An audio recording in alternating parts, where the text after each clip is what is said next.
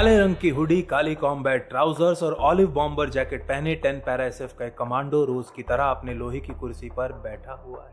अभी 1 घंटे पहले ही ये कमांडो अपनी यूनिट के 5 साथियों के साथ इस सीक्रेट बेस पर लौटा था और अब इस हड्डियां गलाने वाली ठंड में लोहे की कुर्सी पर बैठे बैठे किसी नए मिशन के ऑर्डर्स मिलने का बड़ी ही बेसब्री से इंतजार कर रहा है। अभी 1 महीने पहले ही 23 वर्ष का हुआ ये जवान कमांडो खाली बैठा बैठा अपने मोबाइल फोन की स्क्रीन को स्क्रॉल कर रहा है। दिन में कम से कम एक बार अपनी फेसबुक प्रोफाइल चेक करना और देश दुनिया की न्यूज पढ़ना इस कमांडो के रूटीन का हिस्सा था। आज की दोपहर जब ये अपने फोन पर न्यूज फीड चेक करता है तो इसकी आंखों के सामने इसके अपने ही गृह राज्य की तस्वीरें आ जाती हैं, जिनमें हरियाणा के जाट रिजर्वेशन की मांग को लेकर आंदोलन कर रहे हैं। कहीं सड़कों पर जाम लगा रहे हैं, कहीं पटरियों पर ट्रेन को रोक रहे हैं तो कहीं कहीं दंगे भी कर रहे हैं। दूसरी तस्वीरें जो इसके मोबाइल फोन पर आ रही हैं वो दिल्ली स्थित जेएनयू की हैं, जहां पिछले 10 दिनों से छात्र आतंकी अफजल गुरु की तीसरी बरसी के चलते विरोध प्रदर्शन कर रहे हैं। अफजल हम शर्मिंदा हैं और भारत तेरे टुकड़े होंगे जैसे नारे लगा रहे हैं। अपने ही देश की इस प्रकार की खबरें पढ़ ये भारतीय फौजी थोड़ा व्यथित हो उठता है और फिर अपनी फेसबुक प्रोफाइल चेक करने लगता है। कुछ मिनट बाद अपनी एक सेल्फी लेता है और उसे फेसबुक के ऊपर डाल देता है, लेकिन बात जब फोटो के ऊपर कैप्शन डालने की आती है तो ये कमांडो सोच में पड़ जाता है और थोड़ी देर सोचने के बाद लिखता है, किसी को रिजर्वेशन चाहिए तो किसी को आजादी, भाई हमें कुछ नहीं चाहिए भाई, बस अपनी रजाई। 24 घंटे बाद इस कमांडो की ये फेसबुक पोस्ट पूरे देश में वायरल होने वाली थी। देश के हर छोटे बड़े न्यूज चैनल और अखबार में ये पोस्ट उसकी सेल्फी के साथ छपने वाली थी। 48 घंटों के अंदर अंदर पूरा देश 10 पैरा एसएफ के इस 23 वर्षीय कमांडो को कैप्टन पवन कुमार के नाम से जानने वाला था।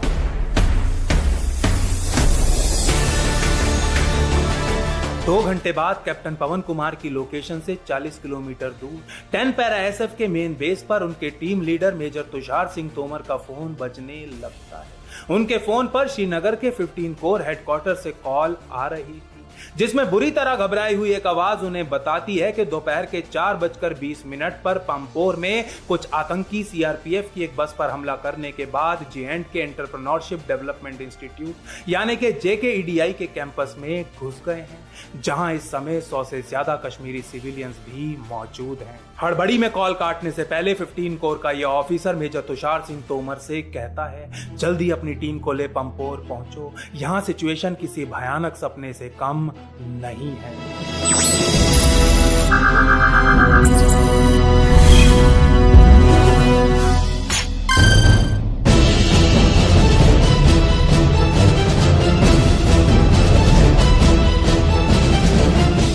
जय मां भारती।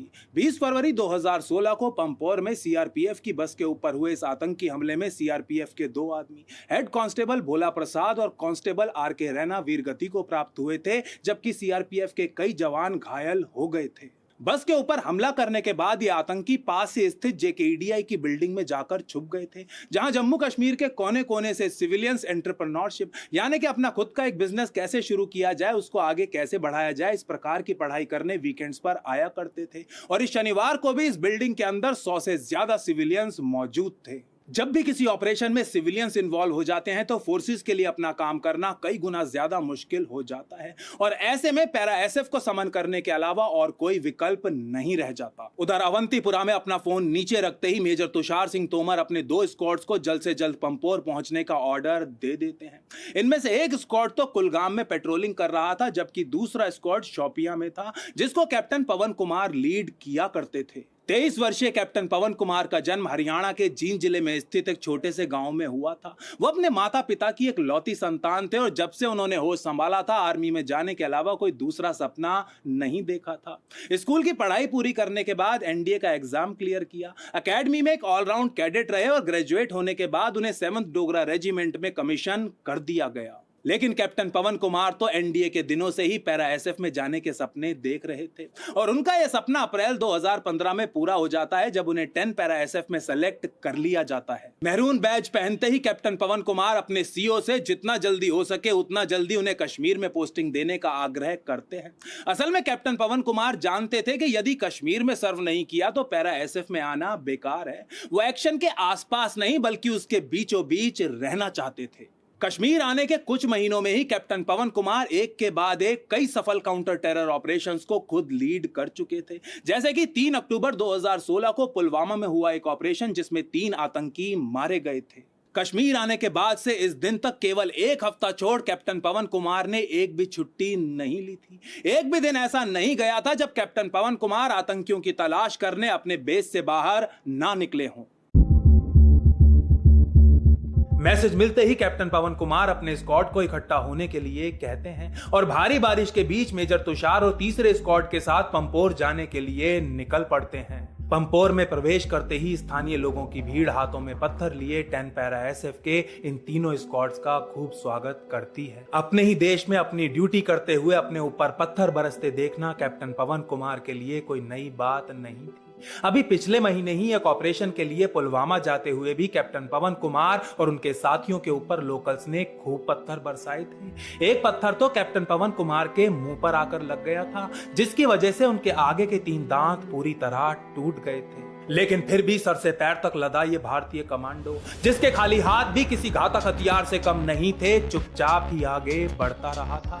अपना पूरा मुंह लहूलुहान हो जाने के बाद भी ये बात कैप्टन पवन कुमार ने अपने टीम लीडर को नहीं बताई थी और बिना कोई दवाई या इंजेक्शन लिए पुलवामा ऑपरेशन पूरा किया था।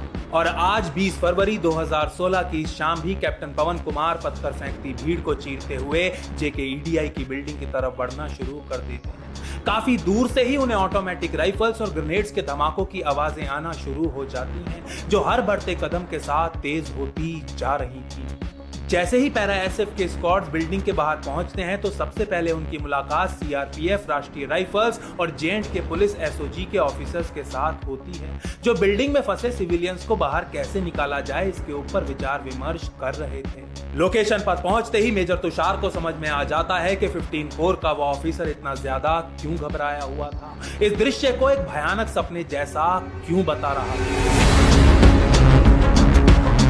असल में सीआरपीएफ की बस पर हमला करने के बाद ये आतंकी सिविलियन से भरी जेकेईडीआई की बिल्डिंग में घुस गए थे और टॉप फ्लोर पर अपनी पोजीशंस ले चुके थे। टॉप फ्लोर पर होने की वजह से इनके पास एक सॉलिड कवर तो था ही, लेकिन एक बहुत ही अच्छा वेंटेज पॉइंट भी था, जहां से वो भारतीय फौजियों के ऊपर अंधाधुंध फायरिंग के साथ साथ ग्रेनेड्स भी बरसा रहे थे। दूसरी तरफ भारतीय फौज की दुविधा ये थी कि सिविलियंस बिल्डिंग के अंदर फंसे हुए थे, इसलिए वो ना ही इन आतंकियों की तरह अंधाधुंध फायरिंग कर सकती थी और ना ही ग्रेनेड्स का इस्तेमाल। काफी देर तक फायरिंग करने के बाद जैसे ही आतंकी कुछ सेकंड्स का एक ब्रेक लेते हैं तो सीआरपीएफ की एक टीम बिल्डिंग के अंदर घुसना शुरू कर देती है। इस बात से पूरी तरह अनजान के आतंकी ने ऊपर से देख रहे हैं सीआरपीएफ के जवान जैसे ही मेन बिल्डिंग की लॉबी में घुसते हैं, ऊपर से एक आतंकी इनकी दिशा में ग्रेनेड फेंक देता है, जिसके धमाके से सीआरपीएफ के 4 जवान घायल हो जाते हैं और इसके साथ ही इस ऑपरेशन में अब तक की पहली इंडोर फायर फाइट शुरू हो जाती है। इस फायर फाइट के कारण जो डायवर्जन क्रिएट होता है उसका फायदा उठा सीआरपीएफ की कई और टीम्स बिल्डिंग के दूसरे प्रवेश मार्गों से अंदर घुसने लगती हैं और सिविलियंस को एक्सट्रैक्ट करना शुरू कर देती हैं, जो उस समय तक भारतीय फौज की सबसे पहली प्राथमिकता थे। जहां एक तरफ सीआरपीएफ की एक टीम आतंकियों को एंगेज करके रखती है तो वहीं दूसरी टीम सिविलियंस को बाहर निकालती रहती है। कुछ ही मिनटों में ज्यादातर सिविलियंस को बिना एक खरोंच सकुशल बिल्डिंग से बाहर निकाल लिया जाता है। उधर कैप्टन पवन कुमार जेकेईडीआई की इस बिल्डिंग का बड़े ही गौर से मुआयना करने लगते हैं और उन्हें समझ में आ जाता है कि आतंकी उनसे कहीं ज्यादा एडवांटेज की स्थिति में है और ऊपर अभी भी कुछ सिविलियंस के अंदर होने का मतलब था कि यह एनकाउंटर बड़ी ही आसानी से एक हॉस्टेज सिचुएशन में भी बदल सकता था। इसीलिए फौज के सीनियर ऑफिसर्स ये निर्णय लेते हैं कि अब अगला ऑफेंसिव एक्शन सूरज की पहली किरण निकलने के साथ ही लिया जाएगा। लेकिन कैप्टन पवन कुमार को यह आइडिया बिल्कुल भी पसंद नहीं आता। वो मेजर तुषार को साइड में ले जाकर उनसे कहते हैं, सर हम पूरी रात वेस्ट नहीं कर सकते, मैं बिल्डिंग की रैकी करने जा रहा हूं, हम इस ऑपरेशन को खत्म कर सकते हैं। मेजर तुषार सिंह तोमर थोड़े असमंजस में पड़ जाते हैं। कैप्टन पवन का यह प्रस्ताव बहुत ही ज्यादा खतरनाक था, क्योंकि बिना आतंकियों की नजर में आए बिल्डिंग के अंदर घुसना लगभग असंभव था। लेकिन कैप्टन पवन कुमार उन्हें समझाते हुए कहते हैं, सर जरा सोचिए, जब रात के अंधेरे में अंदर घुसना इतना मुश्किल है तो दिन के उजाले में यह आसान कैसे हो जाएगा। दिन में जानी नुकसान कहीं ज्यादा होगा और वैसे भी हम यहाँ किस लिए आए हैं, इंतजार करने। मेजर तुषार को भी लगने लगता है कि कैप्टन पवन की बात में दम तो है और इसीलिए वो उनको अपने स्क्वाड के साथ बिल्डिंग के अंदर घुस के असॉल्ट करने की परमिशन दे देते हैं। कैप्टन पवन कुमार तुरंत अपने 5 कमांडोज को एक बख्तरबंद गाड़ी के पीछे इकट्ठा करते हैं और ऊपर से बरसती हुई गोलियों के बीच ही उनको ब्रीफ करना शुरू कर देते हैं। बातें करते करते ये कमांडोज रेकी और असॉल्ट के लिए आवश्यक गियर भी पहनने लगते हैं। सबसे पहले हर कमांडो अपनी बैलिस्टिक जैकेट और दस्ताने पहनता है और फिर अपनी AN/PVS-14 नाइट विजन डिवाइसेस को हेलमेट पर स्ट्रैप कर लेता है और आखिर में हर पैरा कमांडो अपने प्रमुख वेपन कोल्ट M4 कार्बाइन और उसमें लगने वाली मैगजीन्स को चेक करता है। पैरा SF अपना प्लान CRPF, RR और SOG के साथ भी शेयर करती है और बैकअप फोर्सेस बिल्डिंग के बाहर एक पेरीमीटर बना अपनी अपनी पोजीशंस ले लेती हैं। बैटल गियर से लेस मेजर तुषार भी अपने स्क्वाड के साथ इस घेरे में पोजीशन ले लेते हैं और अपनी नाइट विजन डिवाइस से कैप्टन पवन कुमार के ऊपर नजर रखने लगते हैं। वो देखते हैं कि इतनी भीषण गोलीबारी के बीच भी कैप्टन पवन कुमार बड़ी ही शांति और सावधानी से बिल्डिंग की परिक्रमा कर रहे हैं। बिल्डिंग का एक पूरा चक्कर लगाने के बाद कैप्टन पवन कुमार अपना असॉल्ट प्लान मेजर तुषार के साथ वायरलेस पर शेयर करते हैं। कैप्टन पवन कुमार मेजर तुषार को बताते हैं कि वो इस ऑपरेशन को फ्लोर बाय फ्लोर एग्जीक्यूट करेंगे और इसकी शुरुआत टॉप फ्लोर से की जाएगी। कैप्टन पवन कुमार जानते थे कि मेन लॉबी से तो बिल्डिंग के अंदर घुसने का सवाल ही पैदा नहीं होता, इसलिए वो बिल्डिंग की पिछली तरफ इमरजेंसी के लिए बनाई गई सीढ़ियों का इस्तेमाल करने का निर्णय लेते हैं। इसके बाद अपने हर स्क्वाड मेंबर की आंखों में आंखें डाल अपना सर हल्का हाँ में हिलाते हुए कैप्टन पवन कुमार बहुत ही धीरे से अपने ईयरपीस में बोलते हैं, गिव मी सम कवर फायर। बिल्डिंग के बाहर घेरा बनाए बैठे फौजी टॉप फ्लोर की तरफ ताबड़तोड़ फायरिंग ओपन कर चुके थे और तभी कैप्टन पवन कुमार अपने स्क्वाड के साथ बिल्डिंग के पीछे से इमरजेंसी स्टेज चढ़ते हुए चौथी मंजिल की तरफ बढ़ना शुरू कर देते हैं। रिकॉन खत्म हो चुकी थी और अब ये प्लान एक स्टैंडर्ड ड्रिल था जिसके तहत कैप्टन पवन के स्क्वाड को ऊपर से नीचे की तरफ जाते हुए हर फ्लोर को अत्यंत सावधानी के साथ क्लियर करना था। अभी कैप्टन पवन चौथी से 5वीं मंजिल पर जाने के लिए आधी सीढ़ियां ही चढ़ पाते हैं कि तभी मेजर तुषार वायरलेस पर कहते हैं, पवन, आतंकियों ने अचानक ही फायरिंग बंद कर दी है। अब उनका ध्यान बिल्डिंग के फ्रंट पर है या कहीं और, ये कहना बहुत मुश्किल है, इसलिए मेरे भाई बहुत ही सावधानी से आगे बढ़ना। इस मैसेज को कॉपी करने के बाद कैप्टन पवन और भी ज्यादा धीरे धीरे ऊपर चढ़ने लगते हैं। ऊपर चढ़ने के साथ साथ कैप्टन पवन कोई भी ऐसी आवाज या ऑडियो क्लू सुनने का प्रयास करते हैं जो उन्हें आतंकियों की लोकेशन का आइडिया दे सके। चंद आखिरी सीढ़ियां चढ़ते 6 कमांडो एक चबूतरे पर आ पहुंचते हैं जहां से एक दरवाजा टॉप फ्लोर की तरफ जा रहा था। कैप्टन पवन कुमार सांसें रोक अपने कान को दरवाजे पर लगाते हैं लेकिन उन्हें सन्नाटे के अलावा कुछ भी सुनाई नहीं देता। इस समय तक बिल्कुल घुप अंधेरा हो चुका था और 10 पैरा SF के कमांडोज अपने वेपन्स को रेडी टू फायर पोजीशन में लिए दरवाजे के साथ आकर खड़े हो जाते हैं। ये सब कमांडोज अच्छे से जानते थे कि इस समय उनके और गोलियों के बीच केवल एक सांस लेने जितनी दूरी भी नहीं रह गई है। Entering floor now. जैसे ही कैप्टन पवन कुमार अपने ईयरपीस में ये फुसफुसाते हैं, उनका एक साथी दरवाजे को खोल देता है और सभी कमांडोज एक एक कर दरवाजे के दूसरी तरफ संकरे से कॉरिडोर में प्रवेश कर जाते हैं। इस कॉरिडोर के अंत में 2 दरवाजे थे जो 2 कमरों से जुड़े हुए थे और आतंकी इन दोनों में से किसी एक दरवाजे के पीछे है या फिर दोनों के, ये बता पाना असंभव था। अब पैरा SF के पास एलिमेंट ऑफ सरप्राइज की कोई एडवांटेज नहीं रह गई थी। उनको हर हालत में एक एक कर दोनों रूम्स को क्लियर करना ही था। इसके अलावा इस ऑपरेशन को पूरा करने का और कोई रास्ता नहीं था।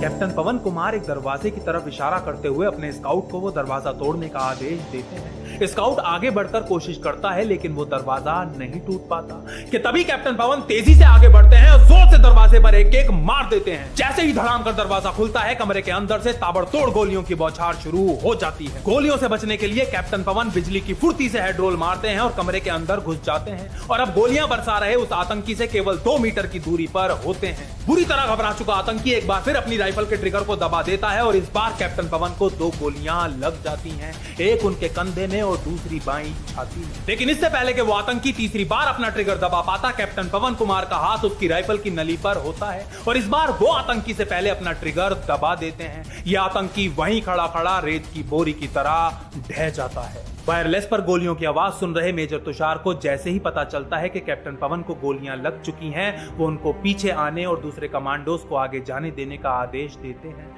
लेकिन कैप्टन पवन कहते हैं कि अब उनके पास वेंटेज पॉइंट है और उन्हें आगे बढ़ते रहना चाहिए। अभी उनका ये वाक्य पूरा भी नहीं हो पाता कि कमरे के अंधेरे को चीरती हुई कई और गोलियां उनकी तरफ आती हैं और उनके शरीर के आर पार हो जाती हैं। इस समय पर कैप्टन पवन कुमार के स्क्वाड के 2 कमांडो सबरमल बालाजी और नायक सिंह उन्हें पीछे खींचना शुरू कर देते हैं। अत्यधिक खून बहने के कारण कमजोर पड़ रहे कैप्टन पवन कुमार अभी भी उनका विरोध करते हैं, वापस जाने से मना करते हैं, लेकिन हर बीतते क्षण के साथ उनका ये विरोध कमजोर पड़ता जाता है। असल में वो गोली जो कैप्टन पवन कुमार की छाती पर लगी थी, अपने साथ इस कमांडो के दिल का एक टुकड़ा उड़ा ले गई थी और यही कारण था कि उनका खून किसी झरने की तरह बह रहा था। जितनी देर में सबरमल बालाजी और नायक सिंह कैप्टन पवन कुमार को ले नीचे पहुंचते हैं, मेजर तुषार भी अपने स्क्वाड के साथ इमरजेंसी स्टेयर्स तक पहुंच जाते हैं। इतनी सारी गोलियां लगने के बाद, इतना खून बहने के बाद भी तेजी से बेहोश हो रहे कैप्टन पवन कुमार मेजर तुषार के कान में फुसफुसाते हैं, सर अंदर और बंदे हैं। मेजर तुषार आज भी उस दृश्य को याद करते हुए कहते हैं, वो बहुत ही भीषण स्तर का क्लोज क्वार्टर एंगेजमेंट था। पवन उनसे बस 2 मीटर की दूरी पर था, गोलियों से बचने का कोई रूम ही नहीं था। अगर उसके और आतंकियों के बीच 5 मीटर की दूरी भी रही होती तो वो खुद को बचा लेता, लेकिन वो गोलियां लगने के बाद भी लड़ता रहा। जो उसने किया वो बहादुरी से कहीं ज्यादा था। बहादुरी के साथ साथ कैप्टन पवन कुमार ने इस ऑपरेशन को बिल्डिंग के अंदर पैर जमाने का एक मौका भी दे दिया था। यह एक अत्यंत महत्वपूर्ण टैक्टिकल कदम था जिसके ऊपर अब आगे के पूरे ऑपरेशन को प्लान और एग्जीक्यूट किया जाना था। कुछ ही देर में एक एम्बुलेंस कैप्टन पवन कुमार को श्रीनगर के 92 बेस हॉस्पिटल ले जाने के लिए वहां आ जाती है। जिस समय कैप्टन पवन कुमार को स्ट्रेचर के ऊपर लिटाया जा रहा था, उस समय भी बेहोशी की हालत में हकलाते हुए वो अपने टीम लीडर के कान में कहते हैं, जाओ सर, यहाँ मत खड़े रहो, अंदर जाकर चालू कर दो। अंदर और बंदे हैं, 1-2 और हैं। एक बंदा इस साइड पर पड़ा है, 2 बंदे अंदर निकल गए हैं। कुछ घंटे बाद श्रीनगर के बेस हॉस्पिटल में 21 फरवरी का सूरज निकलने से कुछ ही समय पहले 10 पैरा SF का ये 23 वर्षीय कमांडो अपने प्राण त्याग वीर गति को गले लगा लेता है। उधर पामपोर में कैप्टन पवन कुमार की बहादुरी से मिली एडवांटेज के कारण ऑपरेशन अपने फुल स्विंग में आ चुका था, लेकिन सभी आतंकियों को खत्म करते करते 48 घंटे से ज्यादा का समय लगने वाला था। ऑपरेशन खत्म होते होते स्पेशल फोर्सेस के 2 और कमांडोज कैप्टन तुषार महाजन और लांस नायक ओम प्रकाश भी वीर गति को प्राप्त होने वाले थे। तिरंगे में लिपटे कैप्टन पवन कुमार के पार्थिव शरीर को फूलों से सजे लकड़ी के एक ताबूत में उनके घर भेजने के लिए लिटा दिया जाता है। लेकिन कैप्टन पवन कुमार के गृह राज्य हरियाणा में उनके जाट भाई अभी भी रिजर्वेशन को ले विरोध प्रदर्शन कर रहे थे। खासतौर पर उनके जिले जींद के चारों तरफ तो काफी बुरा हाल था। आर्मी को लगता है कि ऐसे समय में कैप्टन पवन के पार्थिव शरीर को बाई रोड उनके घर ले जाना किसी विवाद या समस्या को न्योता देना हो सकता है। इसी के चलते इंडियन आर्मी हरियाणा के लोगों से आग्रह करती है कि वो अपने बेटे के पार्थिव शरीर को बिना किसी बाधा के घर ले जाने दें। आर्मी की केवल एक ही अपील पर जींद के आसपास बंद पड़ी सारी सड़कें कुछ ही घंटों में खाली हो जाती हैं। विरोध कर रहे, सड़कों पर जाम लगाए बैठे, दंगे कर रहे सभी जाट अपने अपने घर वापस लौट जाते हैं। जब तिरंगे में लिपटा कैप्टन पवन कुमार का पार्थिव शरीर उनके गांव पहुंचता है तो उनके गांव की ही नहीं बल्कि आसपास के गांवों से अपार भीड़ उन्हें श्रद्धांजलि देने के लिए उमड़ पड़ती है। कैप्टन पवन के पिता श्री राजबीर सिंह ताबूत में लेटे अपने बेटे को, अपनी एकलौती संतान को केवल निहारते ही रहते हैं। उनके बेटे की आंखें बंद थी लेकिन चेहरे पर एक सौम्य सी शांति थी।